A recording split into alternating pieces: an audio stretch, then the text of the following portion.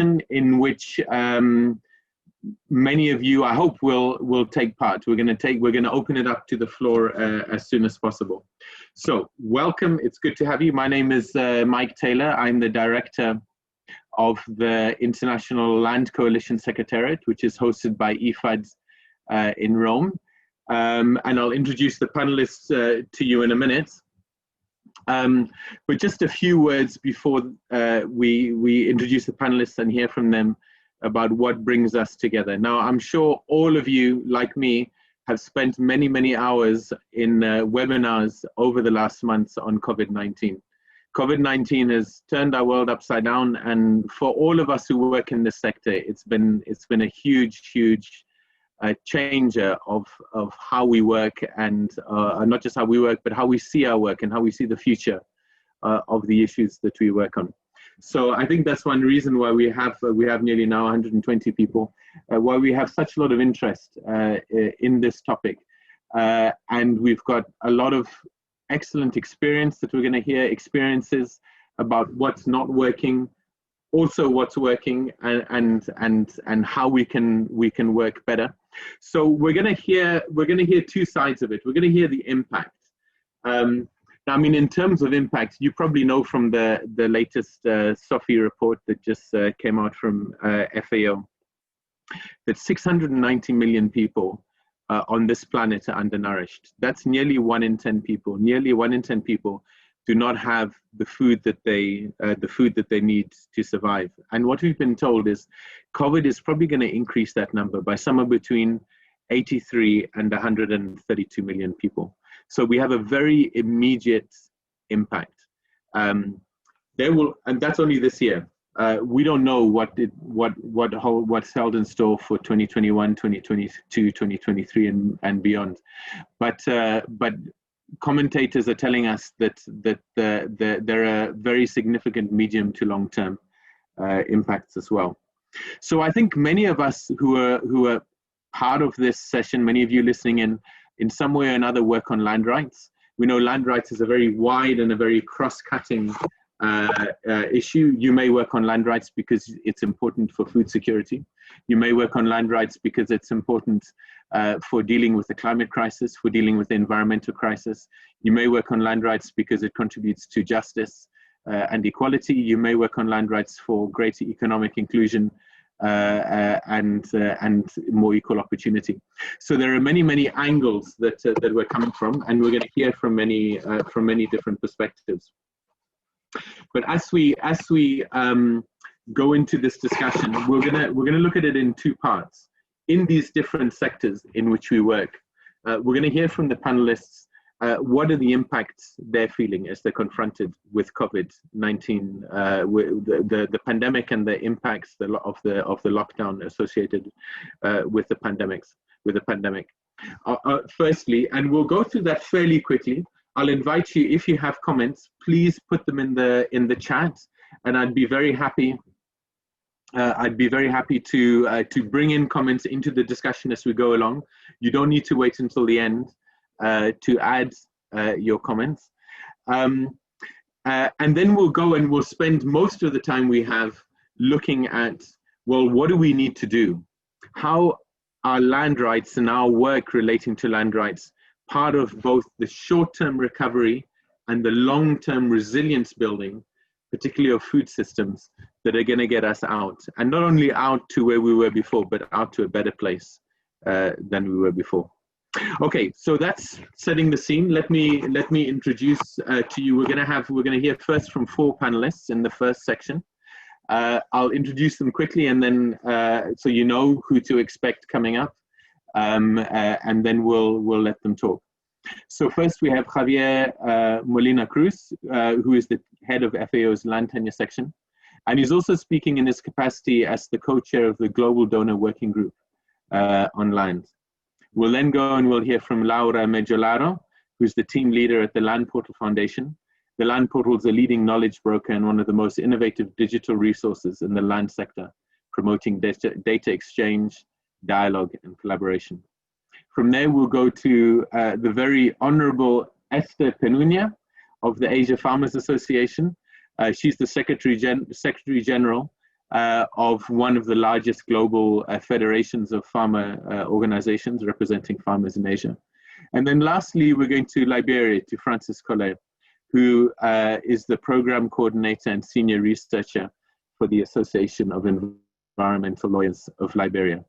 So we'll get these different perspectives from a UN agency, from a data specialist organization, from a very large farmers federation, and from a lawyer working on the ground in a country in Africa. And then we'll open up a little bit, and then we'll go into a second round. Okay, so Esther, I'm going to start with you. I think we always need to start with those who directly work on and use the land and feed most of the world's population, as small farmers do. From AFA's perspective, what could you tell us in just a few minutes are the most immediate effects of the COVID-19 pandemic on your members? Over to you, please. Thank you, Mike. You are giving me this question at the right time, because we just concluded a workshop on sustaining family farming in Asia Pacific, which was part of the Asia Land Forum convened by ILC, AR Now, AFA, and SEI, with also the support of IFAD. We know 6 immediate effects based on these exchanges that happened during this workshop. First, increased displacement of landless farmers and indigenous communities. Migrant workers from cities, domestic or abroad, return to the provinces and their farms. And in cases where these returnees are landowners and local elites, they are driving out land, displacing tenants and sharecroppers. And ancestral lands are threatened to be further encroached by lowlanders and even by local governments. Second, additional pressures for land use. If they are part of the farming family, additional members put additional pressures for the land to be more productive so as to feed more family members. Mobility restrictions have made it difficult for family farmers to access input and supply, also limiting areas for planting and therefore reducing harvest in the future. In Fiji, for example, there are many new farmers because of the returnees, and they need some capacities for technologies on sustainable production. Third is the suspension or halt of agrarian reform services by governments and CSOs.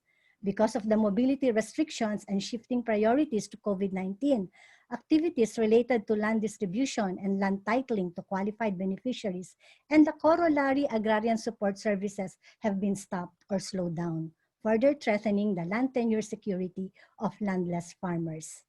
Fourth is with the pastoralists in Mongolia and Kyrgyzstan. Because of travel restrictions, they had to change the route of their pastures, and changing routes was difficult. And the COVID-19 has prevented pastoralists from going to or returning back from their summer pastures. Just 2 more. Fifth is the seeming giving of license to private companies and industries to come to the territories of local indigenous peoples.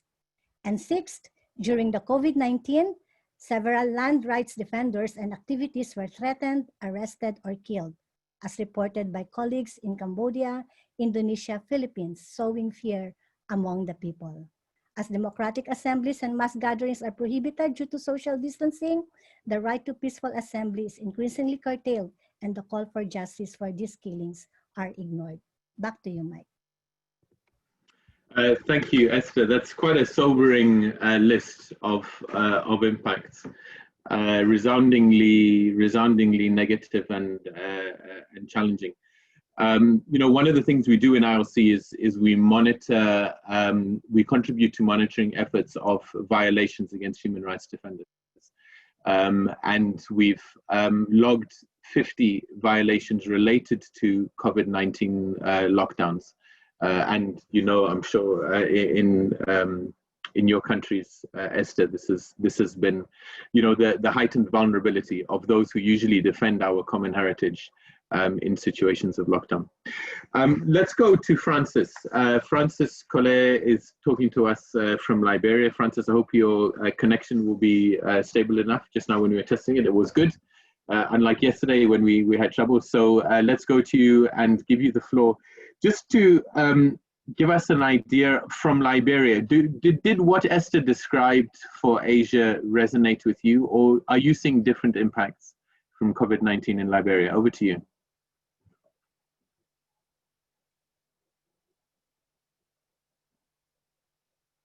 Francis, are you there?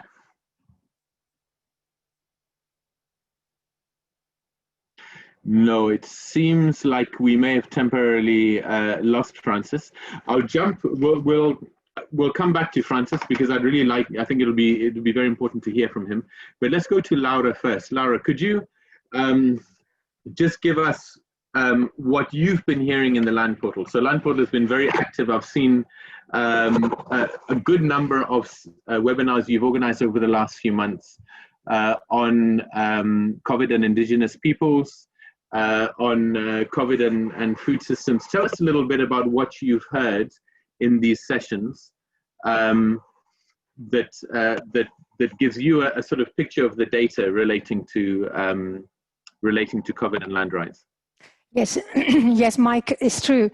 The demand for information has never been greater during this COVID-19 period, and the Land Portal is trying to do whatever we can. We established this land information hub on COVID-19.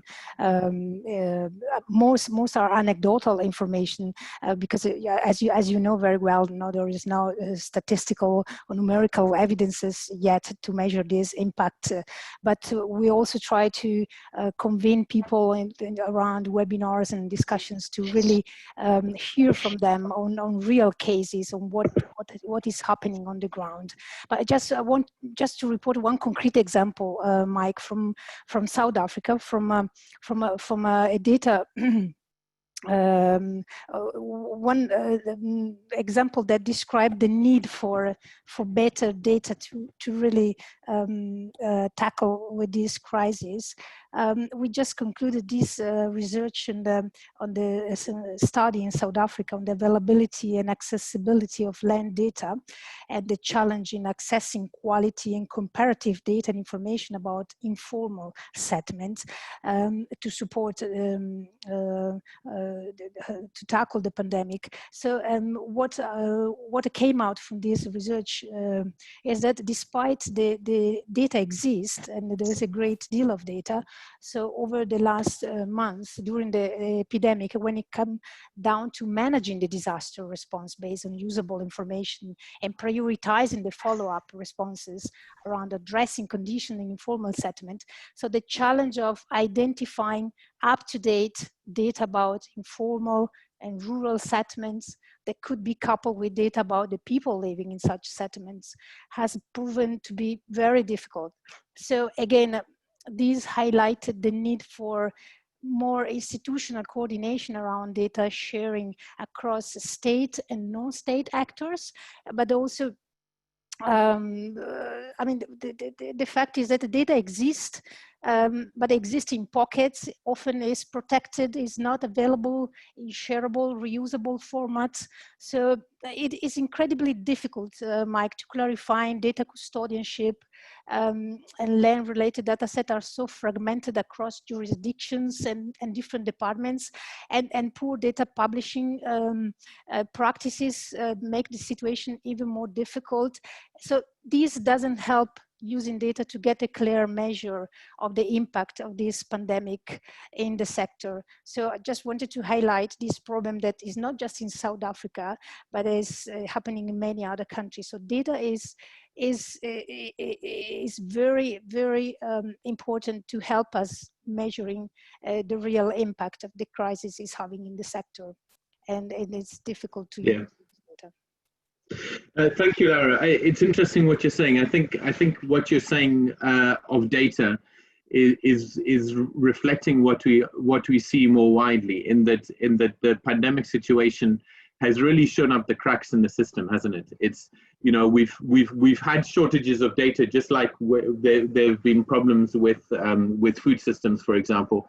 But when we arrive in the situation that we've come to this year, those cracks become very visible, and the implications of not having that data are all the more. This is where we need that data in order to respond appropriately. So thank you for sharing that.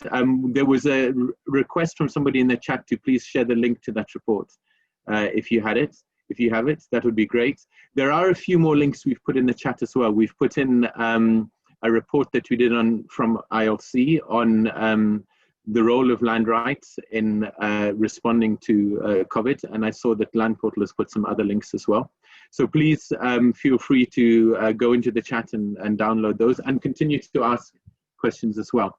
Now I see Francis's name here.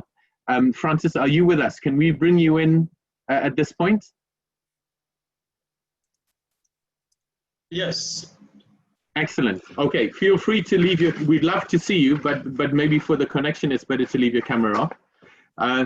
I don't know how much of Esther's presentation you heard, but she was describing a very challenging situation for many farmers in her member countries during the COVID-19 pandemic.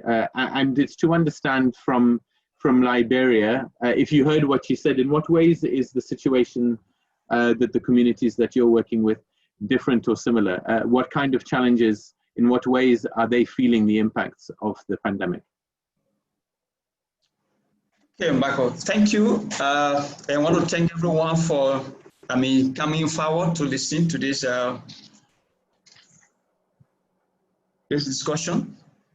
So we are working with our colleagues at the Columbia Center on Sustainable Investment, and we are following some very disturbing issues in the country, which is more or less arising because of the COVID-19 pandemic we have.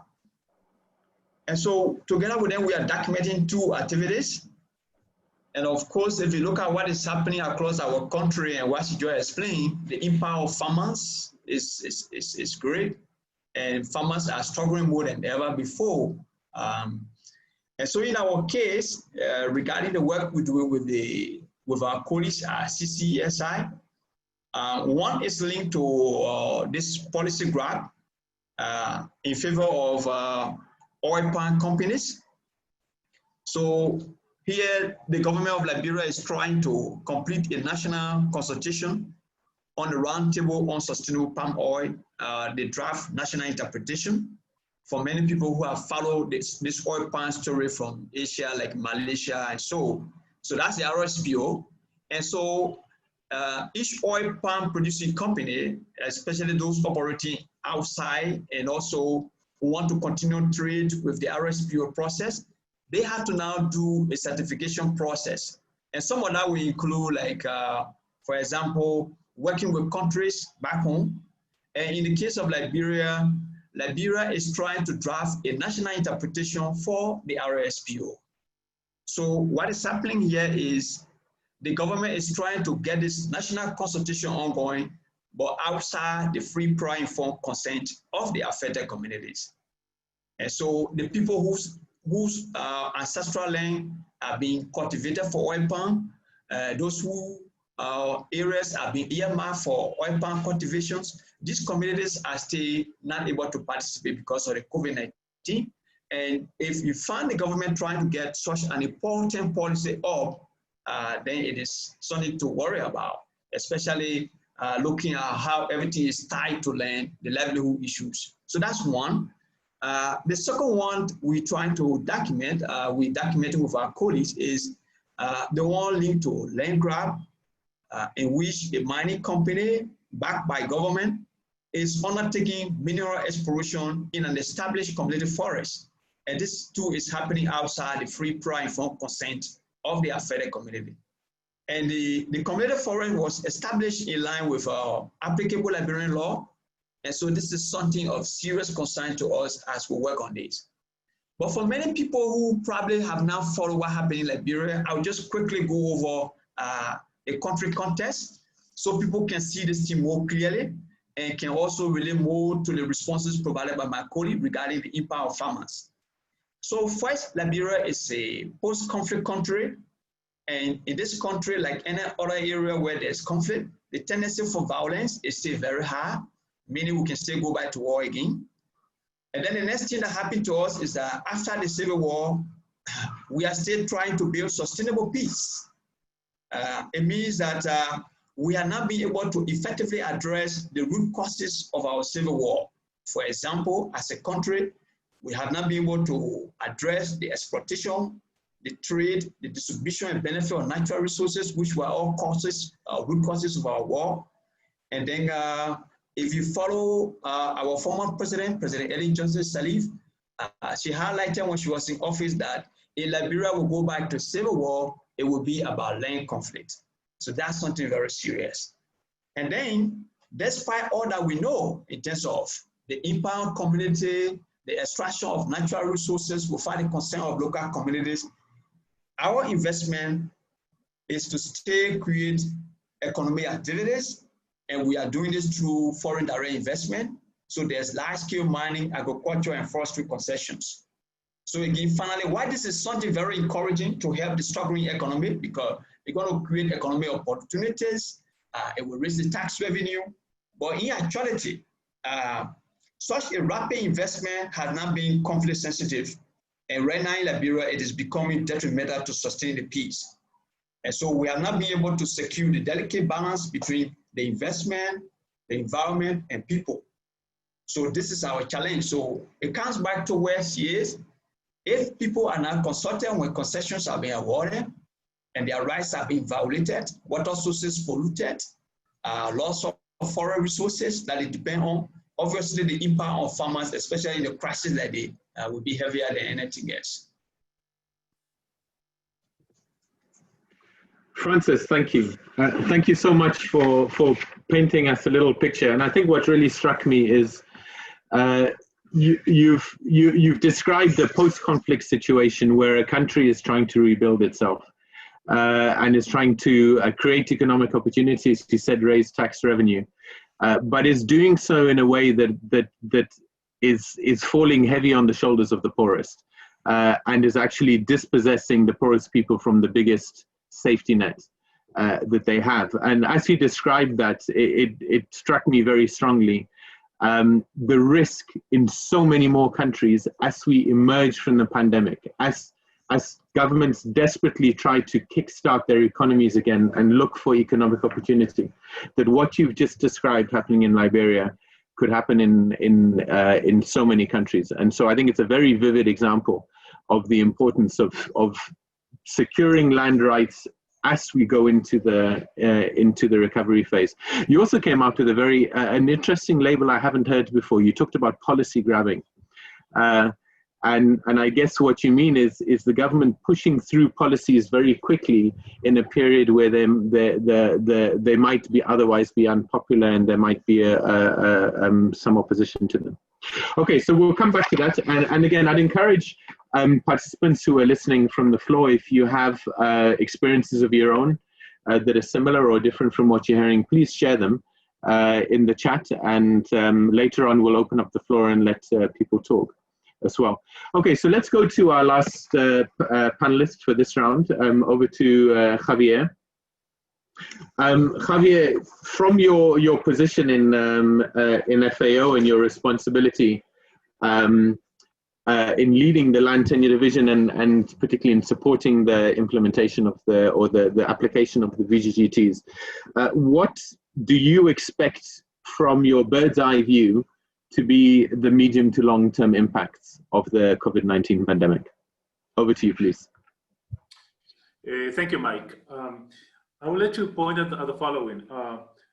First, which is the most immediate impact we have seen so far, and we have heard from Esther, what has happened in her region, in other regions as well, is the lack of access to land by a lot of communities, farmers, indigenous communities, which means, again, lack of access to their land and in some cases evictions, and altogether has resulted and may result in loss of livelihoods, the means of, to sustain their livelihoods, which in the mid-term, long-term may result in increasing levels of poverty and food insecurity. A second point we are seeing now is the reducing or closing of land administration services at country level, which means that there is a risk of increasing irregular land acquisitions.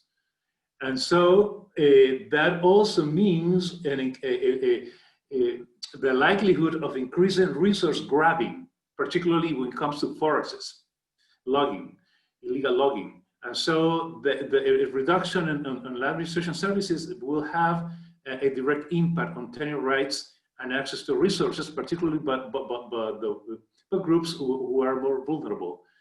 Then there is another issue, which is the likelihood of lack of due diligence when it comes to land-based investments. Because in an environment where we have poor or weak institutions, land institutions, then the likelihood of increased lack of diligence when it comes to land investments will be higher. And another impact, midterm, long-term, will be, and I think this is happening already, is less funding available to support land governance services at country level. So, which means that we have to, try to do the best of what we have already, and increase our ability to make effective, efficient use of the resources we have now. So, in this connection, I would like to, when we open the floor for dialogue with all participants, I would like to hear from our colleagues in Serbia. We have here, I think, participating our colleague Darko Vucetic, head of the Center of Excellence of Information Management, Geospatial Information Management in Serbia, who would like to talk about and share their experience, how they have used land data during the COVID-19 pandemic and to address the pandemic, and also how to increase resilience for the future in the case of future crisis. And the other angle that I would like to highlight here is the need to use land, water, forest in a sustainable way to make sure that food systems are sustainable in the long run. And so in this regard, I hope that in the conversation, our colleague from the Land Award Division, Vera Borre, will join to share with us what tools, what instruments we will have to make sure that we can address the issue of sustainable land management and tenure issues with a view to strengthen tenure rights in the context of crisis, such as the one we have seen so far. Over to you, Mike. Thank you, Javier. And a bit later in the discussion, we'll hopefully give the floor to the colleagues that you mentioned. But I would like to bring to you a question which has come in the chat, which you may be able to answer, Javier. It's from Magdalena Kropownika, and she asks, in light of calls in some countries to put a moratorium on land transactions during this time when it's really open to abuse on a big scale, is this something that FAO has been approached to advise on? Is FAO in any way tracking moratoria on land transactions, large-scale land transactions during this COVID pandemic? What can you say on that from FAO? So far, this issue hasn't been, let's say, brought up to us. And so, as you know, FAO, as a member state agency, we work directly with governments, with countries, and this particular issue hasn't been raised so far. And so we don't have specific information on this, but there may be in the future, but so far we haven't seen anything concrete on this matter. Over. Okay, thank you, Javier. I would encourage if listeners, other participants, if you're aware of, if you have interesting information, for example, on this question that was just asked, please put it in the chat. So you have a Q&A button at the bottom and the chat for general comments. You can use either. Okay, so the four panelists have given us a bit of perspective from their different areas of work on the impacts. We're going to go now and spend the time left, which is the majority of time, thinking about building back better. Now, you know, building back better is how the Secretary General talks about the recovery from COVID. And the idea, of course, is that we don't go back to the old normal, but we create a new normal. That we've seen how many cracks there are in the systems that we've built around food and land and climate and environment.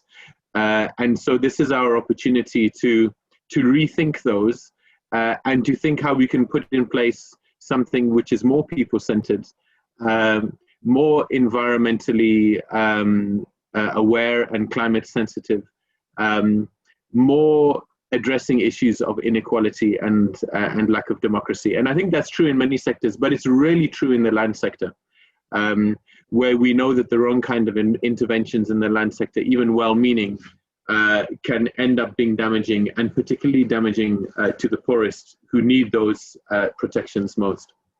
Okay, so thinking about building back better, and thinking about two phases of building back better that we have now, we hope, the immediate recovery phase, but in the medium to long term, we have the long-term challenge of building resilience into our food systems and other ways we use land and natural resources. So building back better, Esther, I'll come back to you and ask you for your view from your member organizations in Asia. You know, there's a lot of talk about food systems and about healthy food systems. We're about a year away from the Food System Summit. You're a champion, as I am, of the Food System Summit. So we've both been involved with many other people in thinking through what comes ahead. And one of your messages, as one of our messages from IOC, is family farmers, small-scale producers, pastoralists, fisherfolk, indigenous peoples really have the opportunity to be at the center of healthy, strong, and resilient food systems. So with that message in mind and with that vision in mind about creating healthy, resilient, and equitable food systems, what opportunities do you see we have to do that, particularly with a focus on land rights? Over to you, Esther. Yes, thank you for the question, Mike. First of all, we would like to emphasize land rights to a small-scale family farmer, both women and men, young or wise, is basic. It is fundamental for a sustainable, healthy, equitable, and resilient food systems. Why? Because land is a basic asset for farming. Without land, where do we plant? If we do not have the rights to the land, we cannot decide on what to produce, how to produce, where to market, where to get loans, as we do not have a land title that can be used as a collateral for a loan. We will not invest in making the land productive because, after all, as much as 70% of the profit will go to the landowner in spite of all our hard work. And we will never know when our landowner will get the land from us. If we do not own our land, we do not have decision over its use. We will have very small portion of whatever profits we may get from the use of the land, even if we do all the hard work. So there is no justice there, right? No equity there if we have no rights to the land. But rights, ownership, and stewardship of the land is just the first step. To have sustainable food production as a farmer, we need to make this land productive, not only for some years, but for many years to come, for the next generation, for our children. Thus, we must have sustainable, climate resilient, integrated, diversified, organic, biodiverse, agroecological systems, whether it is in lowlands, uplands, or forests. We must practice sustainable pasture management, sustainable agriculture, sustainable forest management, integrated water management on our lands. And because our land is part of a whole ecosystem, we must get other farmers in our areas to also do sustainable climate resilient agriculture. Because, for example, if you want to grow organic corn, but the other farmer 1 kilometer away sprays pesticide, our organic farm can be affected. The irrigation waters running through our own farm can get infected. And then sustainable food systems is also sustainable processing, packaging, marketing, and distribution. If we own our land, we can put a processing facility, say a community-based rice mill, community-based machine for grating coconut. We do value addition, which can increase the market price of our product and therefore our incomes.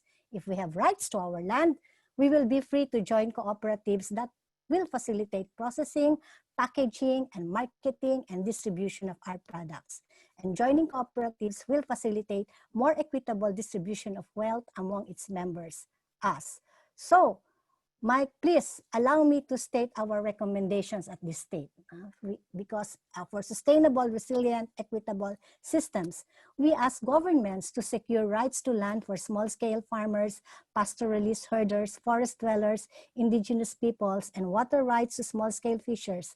We have the CFS voluntary guidelines on the governance of tenure of land, waters, fisheries, and forests, as well as the responsible agri-investments. We ask governments to apply this in their national laws, provide incentives and support for sustainable, climate resilient, biodiverse, integrated, diversified agroecological systems, provide incentives and support for sustainable processing, packaging, and marketing, supporting more local food systems and local market hubs.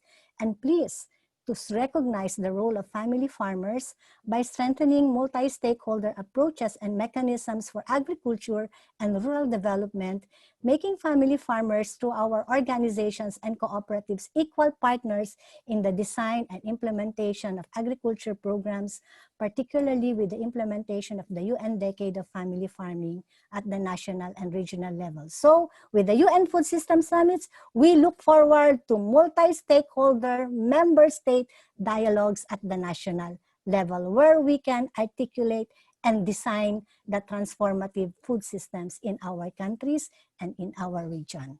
Back to you, Mike. Thank you so much, Esther. I really like your very holistic approach to say resilience is about environmentally sustainable methods, strong institutions, strong links between farmers, and I think it's that holistic perspective which I hope will be a very strong message into the Food System Summit, and all of that has at its basis land and natural resources. And I should emphasize not just access to land, but really management, isn't it? It's management of those resources in a way which brings benefits to people and to the environment. Okay, so we're going to go over to Francis. I would just encourage you before we hear from, or while we're hearing from the next speaker, have a look at the chat. There's a lot of very interesting information going in about this idea of a moratorium. It's been called for in some countries, what the response has been, and whether FAO, the role that FAO could play if it was able to hear governments more easily. Have a look at that. Francis, if you're online, we're gonna come back to you now. You know, you described an effort to rebuild rural economies and societies and food systems in a post-conflict situation. You know, and I guess what we're in now and coming out of the pandemic will be again like a post-conflict situation, and so you'll be maybe trying to restart and revitalize what you've already been trying to do. But give us a bit of an idea how land tenure is part of your vision and the vision of communities and local organizations that you work with for creating better and more resilient food systems coming out of COVID-19. Over to you, Francis.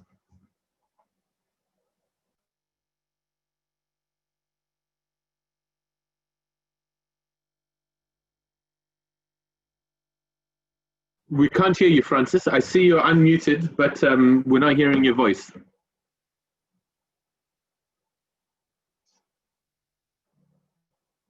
Okay, Francis is going to hopefully get reconnected, as he successfully did just now. And while we're waiting for Francis, I'll jump to Lara. So Lara, you gave us some interesting perspectives on data. I'm going to hear from you. After you've spoken, I'm going to go to the floor and I'm going to ask for our colleague from Serbia to be ready to give us his perspective. But before we go there, Lara, what needs to be done to ensure more effective and transparent land information systems coming out of COVID-19 pandemic situation? Please. Well, what we think is that land data need to be better governed, because when they are well governed and available for use, for instance, to monitor the impact of the pandemic, you know, there is a range of actors that can have access and use the data. Then that's the path to public good. So they can really become useful for better public services and better decisions. So the government departments, who are the main custodians of data and responsible for maintaining and making data available, but of course also private organizations or research institutions, and including civil society organizations, they all need support to do a better job to improve the overall information ecology and improve data sharing, because data sharing is really, really important, because everyone is producing a small portion of the data, but to really have the full picture, we need to correlate data, compare data, and put data together. So data sharing is really the way forward. So the state of land information research that the Land Portal is doing at the country level in several countries is a particular effort in collaboration with local research institutions. It offers a picture of what is available in the country, but also how this information is accessible. And also it offers concrete recommendations. It can go in the direction of suggesting more collaboration across jurisdictions of information departments. It can go into, for instance, clarifying custodianships, because of course, to understand what government, what department is responsible for the maintenance of a certain database, or it can also go in the direction of enforce the use of good publishing practice, no? to include metadata or user standards. So all that is needed to improve interoperability, so data sharing, and the clarifying and mapping this ecosystem, what is available in a country and how accessible data is the first step to improve towards improving the whole information ecology and generate more transparency and also data for decision making. That's the first step towards using data, especially in these difficult crises, difficult moments. Thank you, Laura. I think a very good lead on from what you said would be an example. I would ask if we can bring from the floor Mr. Darko Vucetic, who was introduced by Javier. He is the head of the Center for Excellence for Geospatial Information Management in the Geodetic Authority of Serbia. And I'd like you, if we just give you 2 minutes, please, to give us an idea of how you're using data to establish a risk register, and how your government is using that to overcome exactly the kind of challenges that Laura was explaining to us. Over to you, Darko. Thank you for being ready to share with us.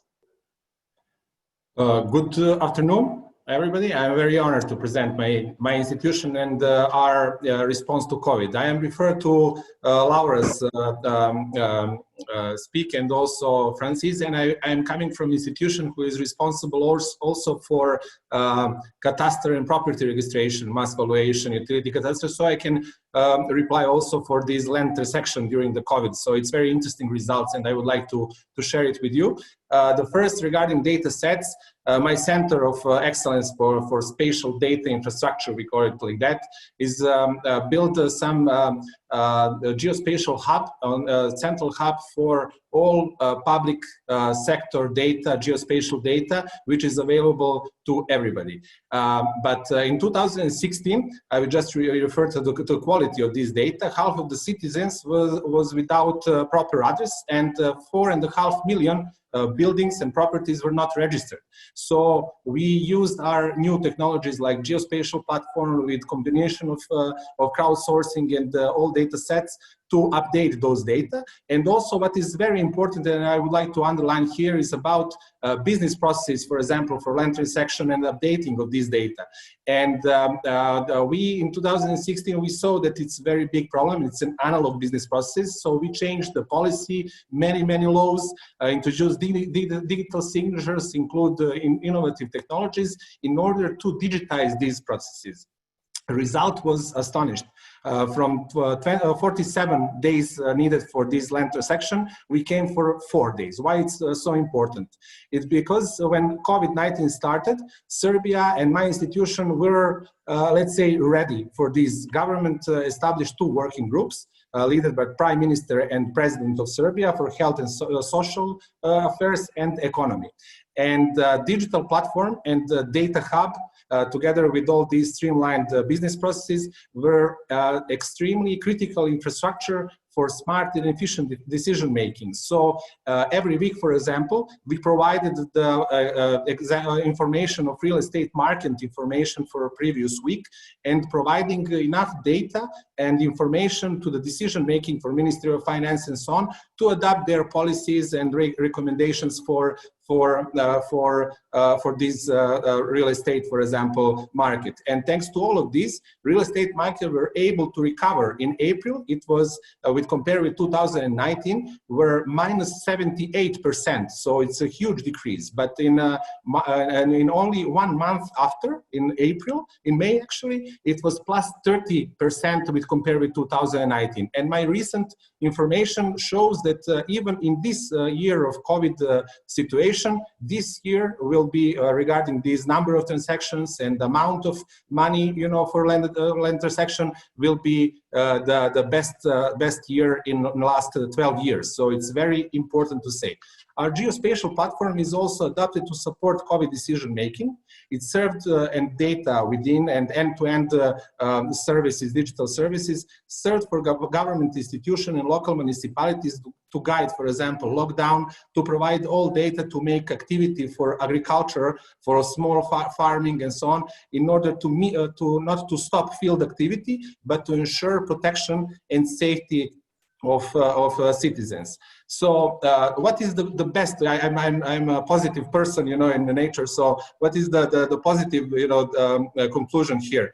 Because even we had in last year, for example, these digital processes and digital services. Our citizens, because of habits, they went on the local offices and waiting in the queue. After this COVID lockdown and all this situation that goes, it was for us very happy to see that there are so everything is electronical. And also we want to introduce new risk register, new information system, which will serve not only for COVID like this, but also for other disaster risk management and reduction processes like landslides, like all others. And I would like to thank FAO, because all this we work together with FAO and with the guidelines, and I will share with in chat our recent paper made together, so you can see in more details all these facts that I mentioned. Thank you. Thank you very much, Mr. Vucetic. That's a very tangible example of being ready with the data and the systems, that when the pandemic came, you could ensure, on the one hand, I guess, an orderly continuation of transactions and avoiding some of what we heard from some of the other speakers of increased vulnerability to land grabbing, but at the same time, have a much quicker recovery. So thank you for that example. If you have any links, please put them in the chat so that we can follow up. Okay, we're going to try again with Francis. Francis, are you with us? Yes. Excellent. Please tell us what Building Back Better will mean for the organizations that you work with in Liberia. Okay, thank you, and sorry again for being offline. So I'd like to just quickly go back to when you try to repeat some of the key points that came out from my first presentation. Exactly the issue of grabbing policy and land without the consent of the affected communities is not conflict sensitive. It is not conflict sensitive. It only deepens the violation of the commercial rights and their ability to secure sustainable livelihood. You know, so for us, we see real difficulties in rebuilding their lives after the COVID-19 for our communities. So like I highlighted before I get to the key recommendations we have, our communities are going to like wake up after COVID-19 and they will find their voices were not heard in the validation of a key policy document that will define the oil palm sector for generations and also affect their control and management of their land and resources. For the communities I highlighted regarding mining operations in the community forest, even where the community members have control over their own land and forest, and they were dreaming of introducing community enterprises, when they wake up, they're going to find that everything is lost. So just to go back to some of the impact we see happening, increased loss of access to farmland and forest resources on which everyone is aware local communities depend on, the issue of scarcity of water sources due to pollution, and of course, we see the environmental impact. So clearly from our point, we will now have to be very careful, for example, that the results of community consultations will have to be further verified. We are aware, number one, that there's now a potential for one-sided information in which the negative externalities of investment are now being communicated to the affected communities. This is always a common issue. The communities we live in and we work in, the companies we see, when they come to our communities, they are only talking about the benefits of the investment, the roads, the schools. They're not talking about the negative impact, that there will be loss of access to farmland and community will not be able to grow food. They're not going to talk about pollution of water sources. So this is something we need to watch out for. We got to watch out and keep an eye on company manipulation through divide and rule tactics. Companies often divide citizens, they divide them up into yes and no groups, cleverly preventing the affected communities from speaking as one group. This is something that people should watch out for, especially after COVID-19. People got to know that there's also going to be the absence of a support system where local communities were supported by their NGO partners and their community lawyers. So if consultation is not possible and participation not effective, these support services are not going to be there. So it's good to keep an eye on them. So that aside, moving forward in terms of what we need to be looking at, how do we ensure food security for our people? The first one we say is to encourage the companies to go beyond the business case to invest in a particular country, especially in a conflict-affected area. They have to go beyond the business case to include the social case.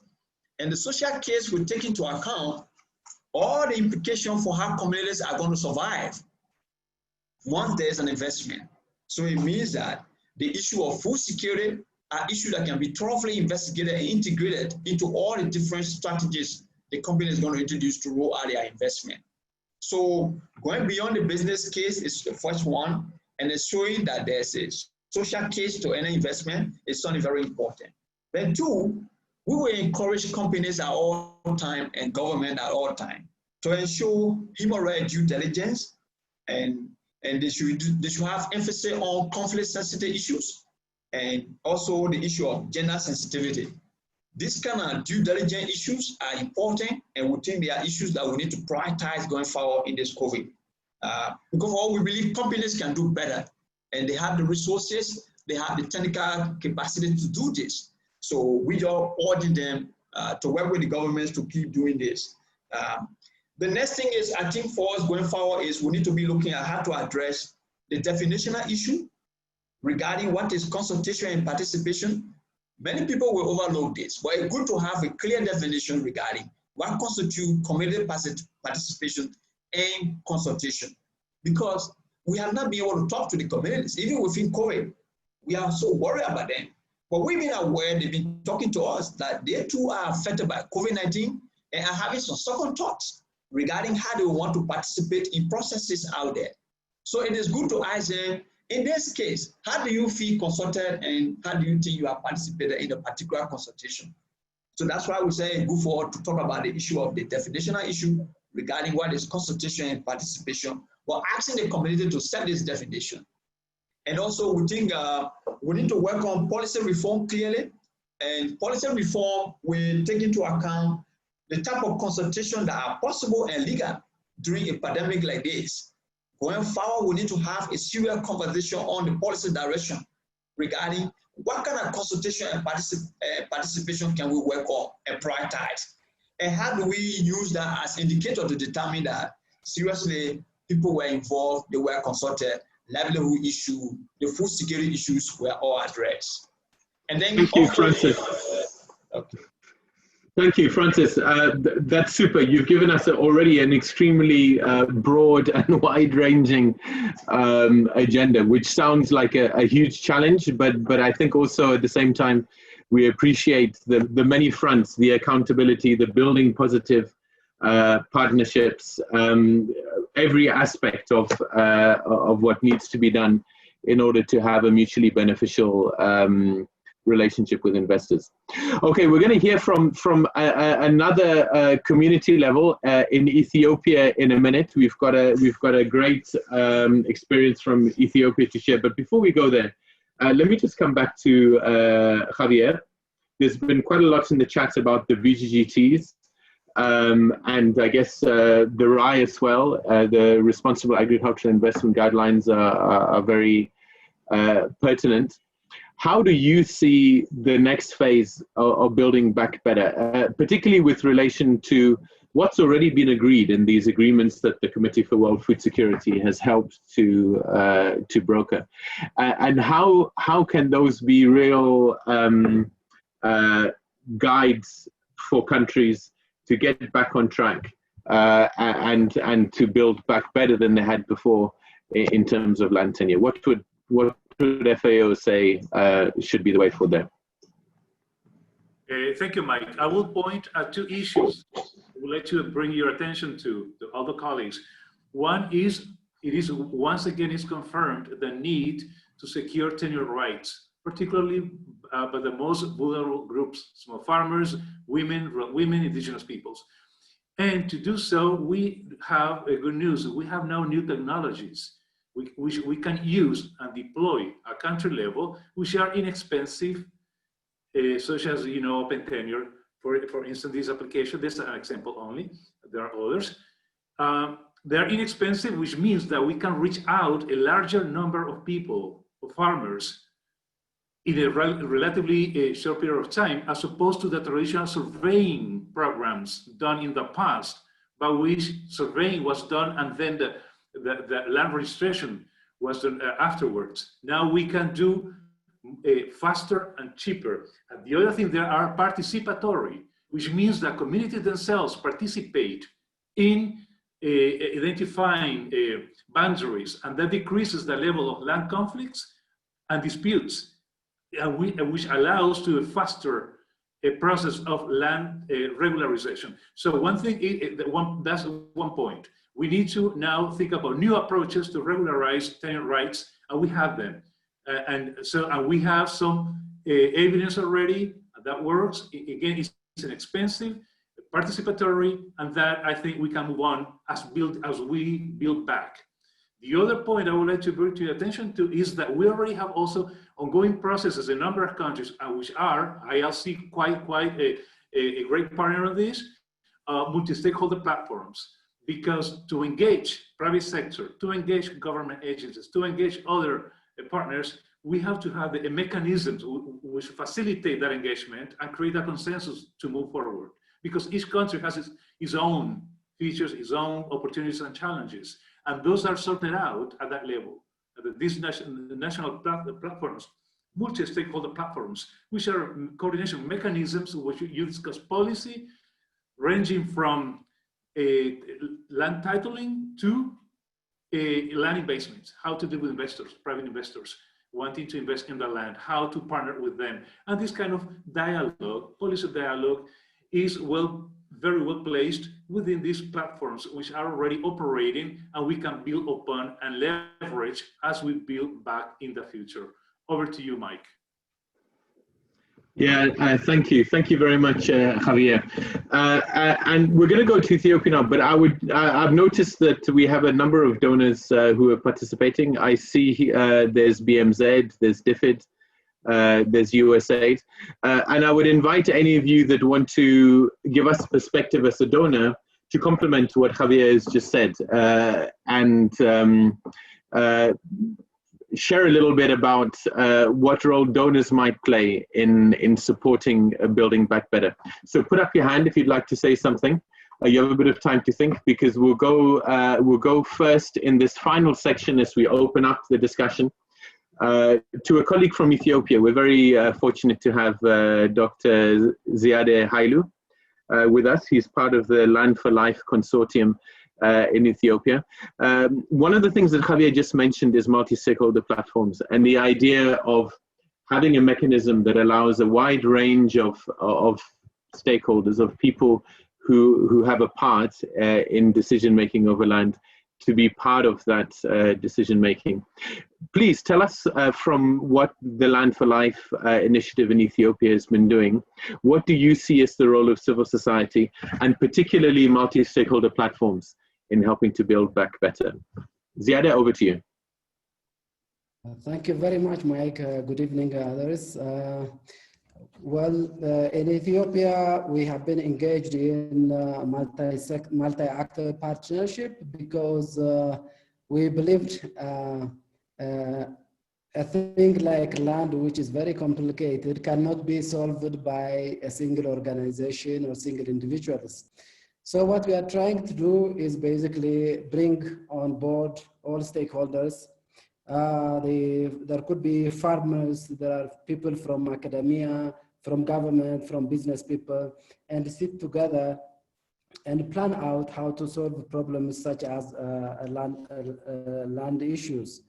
So we are trying to be a voice for the voiceless in Ethiopia, a credible organization that speaks out on behalf of the poor people when land right violation happens and so on. So we also try to engage in a policy dialogue with the government. For example, the Ethiopian government has come up with a 10-year development plan. We are almost ready to give a structured response, mainly to keep land on the agenda, because we in Ethiopia are passing through a transition and the government has a lot of priorities. So we make sure that government focuses where it has to focus, because as we have seen, the land issue is about food security, about nutrition, about peace and all that. So that is basically what we are trying to do with support from our colleagues. And hopefully after some time we'll be a very strong organization engaged in advocacy and all that. So another question, Mike, is what are the roles of civil society organizations in this difficult time? In my view, the COVID has revealed really what the CSOs are made up of, whether we are made from sterner stuff or something else. But I see three main contributions that CSOs can engage, can help so that land rights should be on a map where they should be. And the first one, I think, is engage in service delivery. Another contribution that CSOs can do is in terms of education and outreach. And thirdly, on advocacy. Let me say a few things how civil society organizations can help in service delivery.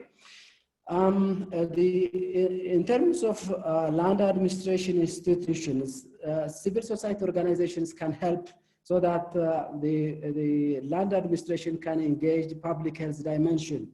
For example, in their activities, they can use water, sanitation, masks, and all that can be supplied. I can also think of a service delivery that they can capacitate courts, mediation institutions for effective dispute resolution, because as we know, for the past 6-7 months, there has been disruption in these institutions. They can also provide legal aid for the poor people, especially for women and vulnerable population. In terms of education and outreach, most people, especially people who cannot read and write, do not know what their land rights are. and civil society organizations can be instrumental in teaching people, in educating people what their rights are, and also legal education. In terms of advocacy, in my view, civil society organizations can advocate and lobby so that fair land laws are in place. And as Javier was saying, that there has been disruption in oversight and land administration oversight. And these institutions can demand improved oversight by district officials, by regional governments. And there are a lot of unresolved boundary and ownership issues for the past many months.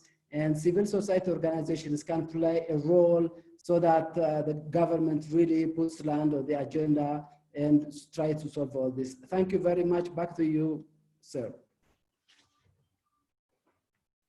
Thank you so much, Dr. Hailu. I think a very practical perspective from Ethiopia. Okay, we're lucky to have from the floor. I've just brought him into the panel, Chris Penrose-Buckley from the FCDO, I think.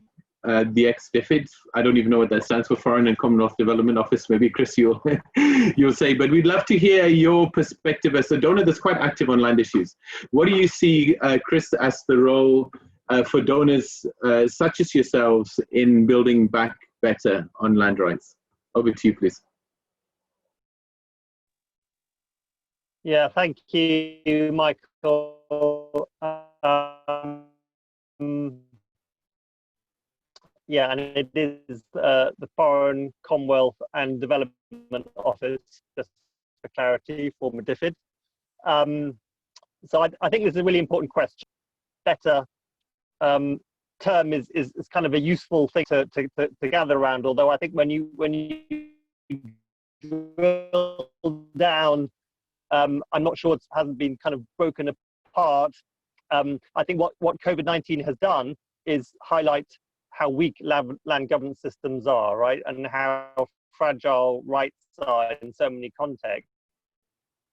What I don't think we have yet is push to really tackle it and address it. But I think we and other bilateral donors and multilateral organizations and with ILC have been having a conversation for a while now, trying to say, well, how do we need to redefine the case for investing in better land and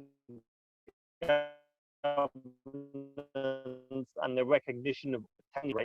What do we need to do collectively rather than just working in our own silos to really get this on the agenda and really get a concerted push to get governments and all actors to start taking this more seriously. I think the building back agenda is important and is maybe a useful hook, but obviously there are so many other issues that are also being pushed into this whole new agenda about how to respond better to this crisis. And it's a crowded space. So I think we really need to think harder about the narrative around land and how we address this. I think in the coming year, there are some really important opportunities around the Food Systems Summit, the COP26 agenda with a growing focus on land use in the context of climate change. So I think we really have an opportunity next year to get this on the agenda, but I think it's going to take some hard work and willingness by donors, civil society and other organizations to work together in a more joined up way and to think about a more focused narrative that really makes the case to global leaders and to national leaders that this is something that we need to do. So that's a fairly high level response to your question, Michael, but I think this is a really important agenda that we need to grasp, and I think there are some opportunities in the coming year. Thank you. Thank you very much, Chris. And what you're saying actually relates to a great question from Chris Hagedorn, who's the CFS Secretary, in the chat. About how we make the VGGTs, which have been mentioned quite a few times in this discussion, more impactful and real at the country level. Because I think what's behind Chris's question is the fact that we've had the VGGTs for 7 or 8 years, but as we hit a crisis like this year, it really is apparent how much has not been done in securing land rights. So we've agreed on what we should be doing. but in essence, we failed to do it. And I think, if we take what Chris was saying just now, as we look ahead, perhaps the challenges seem even bigger because the world will be so concerned, and will continue to be concerned with the real immediate crises that it's facing. COVID-19 today, but and hopefully in a few years' time we get out of COVID-19. But the climate crisis, as we said at the beginning, is really here to stay, and will require a huge amount of attention. Now, within the land community, of course, we believe that the land is absolutely fundamental to addressing these bigger crises. But unless we find a way of keeping attention on land, we may find that, ironically, the solution that we offer, which is really a systemic solution, is overlooked for the more immediate and urgent challenges that governments are occupied with. Would anybody like to comment on Chris's question? And his question is basically, should the CFS be doing more to make the VGGTs more impactful at country level? Or is it enough to leave it to FAO, other ILC members, IFAD, World Bank, etc.? Is there more that we can be doing in this urgent time to be applying the VGGTs? Let me open it up. If anybody from the floor wants to speak, please put your hand up, and I'll see your hand. And I see we have Mr. David Newmanlo. I'm not sure if you're answering this question, but I'll give you the floor, David, and allow you to please contribute. Go ahead, David, and then if anybody else would like to talk, please also put your hand up. David, are you there?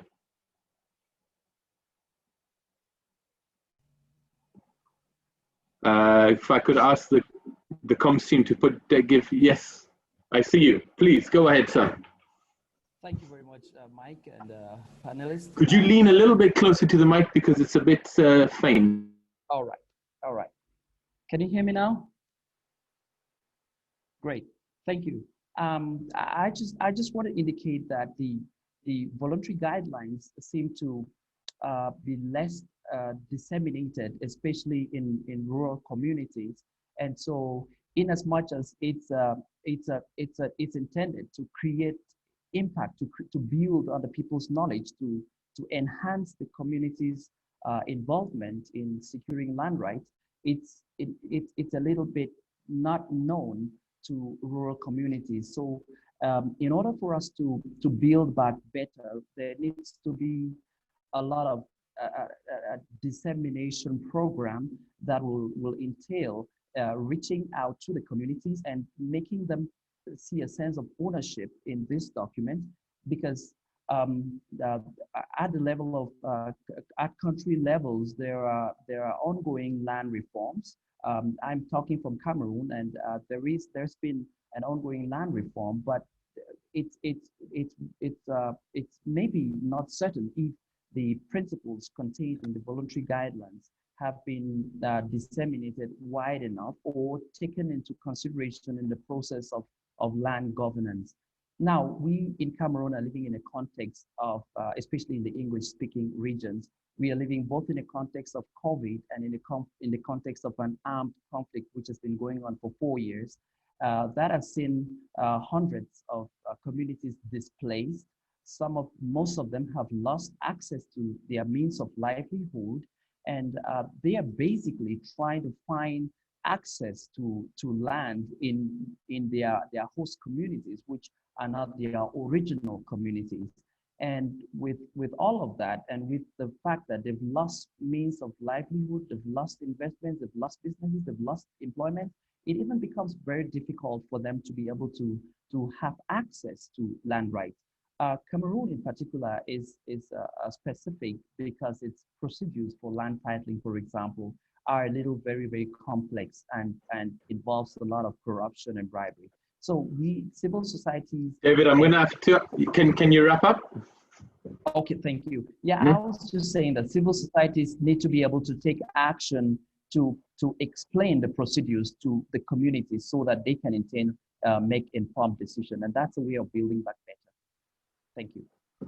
Thank you so much. Okay, so really a fundamental message that maybe we're not seeing so much in some countries on the voluntary guidelines because they just don't know. They're not well enough known. I'm going to go to Esther, our panelist from AFA, and I'm also going to ask Vieira Buerga from FAO to be ready to come in after Esther to give us also a perspective on the VGGTs.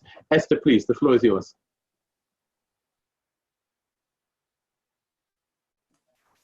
Thank you, Mike. So just to respond to your question about the role of CFS in promoting VGGT, I think the CFS is like IFAD, FAO, and WFP at the global level. So we have been calling for a decentralization and maybe a nationalization of CFS processes, where at the regional level and at the national level, IFAD, FAO, WFP come together and also help, and then the CSOs, which are in the CFS global level, they are participants in the whole process of making policies. So regionalize, decentralize the CFS processes where all the multi-stakeholders are there. And of course, what our friend has said, education, especially on the rights of the people and the laws that they have, and the gaps that these laws have if we compare it to the principles of the VGGT or the RAI. And over of this, it's the CSOs, they should be supported in terms of organizing these people, the indigenous peoples, the landless, so that they are able to know their rights and have the capacity to negotiate, especially with governments and with the landowners or the big companies. Yeah. Thank you. Thank you so much. So I think the clear message from both of you is that the VGGTs become relevant when there's interest, there's momentum, there's pressure from different sectors. So it's not just the role of the government, but civil society organizations, farmers organizations, community organizations have a big role in bringing to life what's in the VGGTs. There's a very interesting comment from Julian Kwan in the chat, who's building a bit on what Chris Penrose Buckley was saying earlier on, that as we look to the future, possibly addressing land rights for the sake of land rights will not capture enough attention, and we need to be much cleverer at promoting the work we do on land rights for the bigger issues that contributes to. And for that reason, Julian is saying the CFS is very well placed to take that approach, because the CFS looks in a holistic perspective at things like food systems, and so isn't isolating land rights out of those bigger issues. Thank you for that comment, Julian. I'll go over to Vieira from FAO to please give us an additional perspective on VGGTs, particularly this question of, we have the VGGTs, why aren't they being more applied? And then I'll go over to Magdalena Kropownica from the floor after Vieira. Vieira, please, the floor is yours. Thank you, Michael. Yes, actually, the request from the countries, or the decisions taken during the UNCCD COP, actually show us that, and these decisions were taken with a lot of support from the civil society representatives. They show us that the parties have understood, or that they see that tenure security is very necessary in order to achieve land degradation neutrality, and also to achieve the sustainable management of land. And the current pandemic shows that the sustainable land management and land tenure security are needed in order to avoid the emergency of this zoonosis, and to protect the most vulnerable people from its effect. Actually, in order to achieve LDN, or land degradation neutrality, countries need to set effective land use planning mechanisms which serve against encroachment of human activities into ecosystems to be protected. And that will also help in the raise of poverty, which is linked to the pandemic. Actually, the VGGT the guide which FAO is now helping to develop in order to link the VGGT to land degradation neutrality is based on countries which have already good practices or good examples of where the VGGT have been working and where they have been implemented. So that will form the basis for the guide, which will help the parties which have committed to achieve land degradation neutrality, which is SDG 15.3, to use the VGGT in order to achieve this land degradation neutrality. So that will give it another input, I mean, for using the VGGT. Yeah, exactly. It gives some momentum. I think that's a very timely intervention in the light of what we've just heard, that possibly we risk losing momentum on the VGGTs. The promise of it having a higher profile in the UNCCD is a very positive one. Thank you very much for raising that. The Climate Change Convention, hopefully. That would be a very significant step forward. And in fact, we saw from the UNFCCC report some months back attention on land for the first time. Good, thank you for raising that. Right, we're coming near to the end of our time, so I'm going to give the floor to Magdalena, and then we're going to turn back to each of our panelists for closing statements. So I'm afraid Magdalena is going to be the last person from the floor, but please do use the chat if you want to say anything. In the Q&A section, there's an interesting question on digitalization of land records, whether it in fact helps or possibly hinders those most vulnerable to losing their rights. Have a look at that. So carry on in the chat if you want to, but we'll go over to Magdalena. Magdalena, the floor is yours. Thank you to CFS Secretary. Thank you, Chris, for this very pertinent question. In 2 years, we will have 10 years. Can you hear me well? Can you hear me well? We can hear you very well, Magdalena. Okay. Carry on. In 10 years, we will have in 2 years, we will have 10 years since since we finally passed the voluntary guidelines. And frankly, my perspective is quite interesting because I have left Rome exactly 8 years ago. And when you step out from the land community, there is still persistent lack of knowledge outside about voluntary guidelines on land tenure on country level, especially here in the Caribbean where I am now, but also where I was posted previously in Uganda.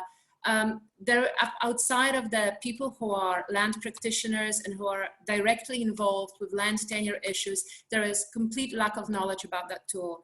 So I think there is still a lot to do. But I also wanted to stress that there is an opportunity in COVID in a certain way in terms of democratization and access to spaces.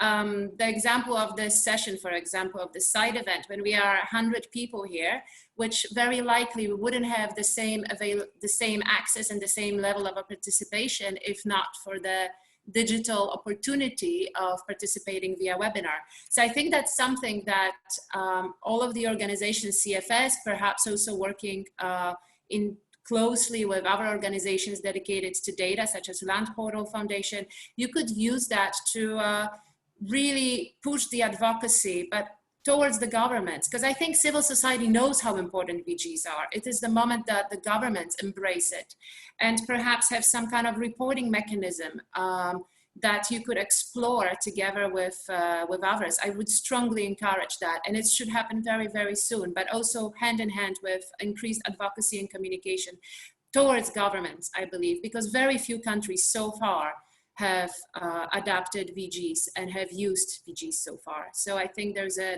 vast, vast area there that needs to be worked on very quickly. Thank you. Thank you so much, Magdalena. And have a look at the Q&A chat. There's an interesting idea from René Chatre that land tenure could be built into as a condition for lending in the recovery phase by IFIs.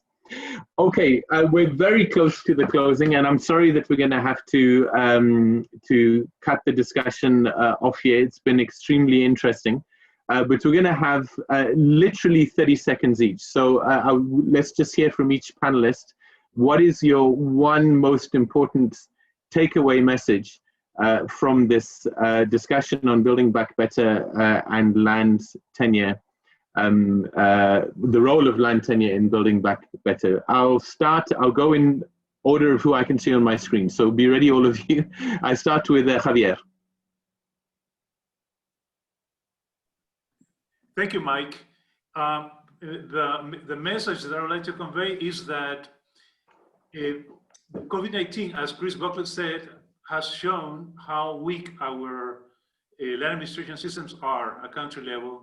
And so, but the good news, after 8 years of the CFS endorsements of the VGTs, the good news is that we have tools, we have approaches, the instruments to build them better, to make them better, and to build resilience for the future. And so to do so, though, we need the support of the CFS membership. As we have seen, the success stories are those cases where we see a full commitment by civil society, by the private sector, by government, by all main stakeholders to implement the VGT and to really improve awareness of tenure. So the message is that for the 7th session of the CFS that is coming up in February next year will be a great opportunity to reinforce the VGTs, to recommit members, all the membership, to continue working on them, because they are key to achieve the SDGs. Without secure tenure rights, without sustainable management of food systems, then we won't be able to meet the SDGs, the 2030 development agenda, and build the resilience that we need to deal with future crises, such as the one we just are going through. Over. Thank you, Javier. So the VGGTs are more relevant than ever, and we need to be very strategic and decisive about how we keep attention to them in the light of many competing priorities. Esther, let's go over to you.